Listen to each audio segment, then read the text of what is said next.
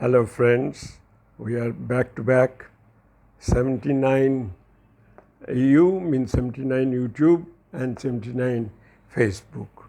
So we are continuing with 79 YouTube at YouTube handle @success sauce and interview top 786. The great Billa 786 showering blessings to Big B and hopefully to me through all of you. Hashtag Tear Fear Fury 7A.6. Chapter 7, A part is Skill to Avoid Killing. Lesson 6.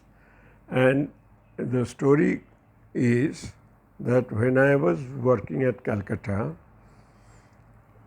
there was an incident of indiscipline. So I was taking somebody in task. Some other person had come from another department and had started talking to me, and I was in agitated mood. He got upset. He said, "You have insulted me." I said, "Sorry, gentlemen, this is not radio that you will be playing Tagore songs on one side and classical music on the other. This is human element. You must understand, when there is an agitated talk going on, why are you interrupting in between? You should go back to your department, come back after half an hour. That would solve the problem." Any case, I didn't want to open many fronts. I said, "Okay, thank you, I'm sorry, please don't mind." So he had gone back. After some time, this incident was raised by union personnel. President, Vice President and General Secretary came to my office. I said, "Let me understand, who are you?" He said, "We are from union." I said, "Sorry, I don't deal with union. General manager deals with union." They said, "So you won't talk to us?" I said, "Yes, I'll talk to one of you as a person, not as the portfolio holder of union." The General Secretary, who was the rowdiest fellow, he said, "I will stay, you two go." So he stood. So he said, "My name is Arijit Sen." So I said, "Fine, glad to meet you." "No, my question is your juniors going to get good treatment for you, from you?" I said, "Question is frivolous. Answer is yes." He said, if it is not so, it will not be met with happy consequences." I said, "Mr. Sen, you have crossed your limit. First question was frivolous and very discourteous. Second question, you are threatening me. Therefore, you must hear my answer also." My answer is, my duty is 8 hours. Even in these 8 hours, if security men you can put under your own control, you can do anything to me. And rest 16 hours, 8 hours I sleep, and 8 hours I move around various places in Calcutta. And for your information, I move without any weapon. Unarmed, I move around. So you can do what you like. Now, will you please leave my office? So there was a great hullabaloo that Arijit Sen has been thrown out of the office of Mr. Mukherjee, and this man is a daredevil person. General manager is scared of him. And thereafter, a mind game went on. If he is coming across, I can see I was supposed to go left or right, I would change my mind, I'll go straight with my eyes on him, on his eyes. And after some time, as guilty mind, he will change his route and go away somewhere else. And this way, it was going on for 6 months.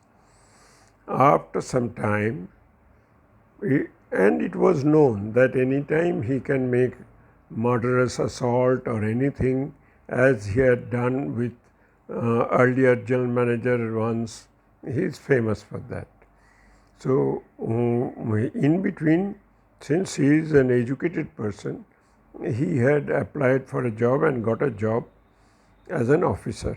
He was a clerk here, and I didn't know that his house is very near to my in-laws' house.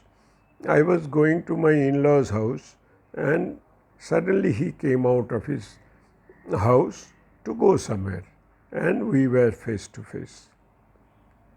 And he stopped there and said, "Sir, can I touch your feet?" I said, "Why? You are supposed to kill me." He said, "No.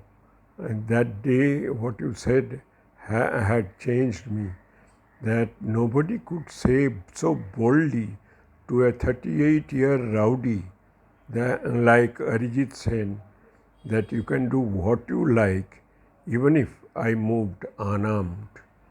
Where do you get the strength from?" I said, "I get the strength from truth and honesty. I know if I am not to die in your hands, your pistol will not work, you will have a heart attack, you will stumble, something will happen. So, and if I have to die in your hands, I will die. A man is born to die." He said, "That's why, sir, I wanted to know where from did you get the strength?" I said, "Mind you, Mr. Sen, you have to gather this strength now, you are an officer, you cannot behave in a rowdy manner any further. Therefore, you have to behave like this only." He said, "Yes, sir, I have learned from you." That was one incident. Then there was another incident of Delhi tender. At Delhi, we were not supposed to submit a tender. That was the diktat from top rowdy, I will not name. And I said, "No, I will submit the tender." Thereafter what happened, he started ringing me from 2 o'clock in the night. Until 3:30 he went on giving me a ring, and I was picking up. Those days it was landline only. I was picking up, and he was threatening me that he will kill me if I do not do it, and every time I will deny.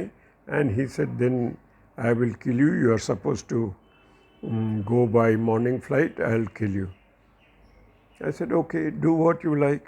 Then from 3:30 to 4:30 slept for a little while, and I planned to move little early. It was very cold at Delhi, and my flight was at 6:30 in the morning, and we were very close to the airport. So if I leave at 5:30, it would have been all right. But because of this threat, I applied my mind and I left at 4:30. I knew that early morning those rowdies will not come. So therefore, I left at 4:30 and nothing happened. And the effect of that same thing at Hyderabad was my general manager was mentioning that there is somebody shadowing me, they are not allowing me to submit the tender. I said, "Okay, I am permitting you to go to a nondescript hotel and stay there for 3 nights. Before that, you tell your family that you will not give a ring, you will go somewhere else and stay there. You work out your tender from there and get it sealed and get it ready.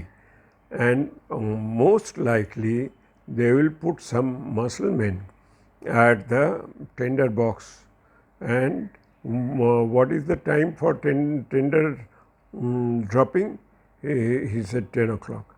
I said, all right, you go at 9 o'clock to the area where the tender box is kept, and there won't be anybody. And there will be sweepers around who will be sweeping and all that. Somehow you drop the envelope in the tender box and come back to the hotel. Everybody will know that we have not dropped the tender. Thereafter, on the opening day at 5 o'clock in the evening, they were very happy that we have not submitted the tender. But lo and behold, our tender came, the last one, and it was L1. So it was another case of fear mongering being spread around, but we faced it and survived with our, you say, presence of mind, we say our boldness, or whatever. And thereby we come to the major point, to the effect that it is the mental strength that is required. And for mental strength, you have to have control yourself completely and unique excellence point. You must know where your unique excellence point lies and how can you control yourself completely. And then you win, and win forever, no doubt.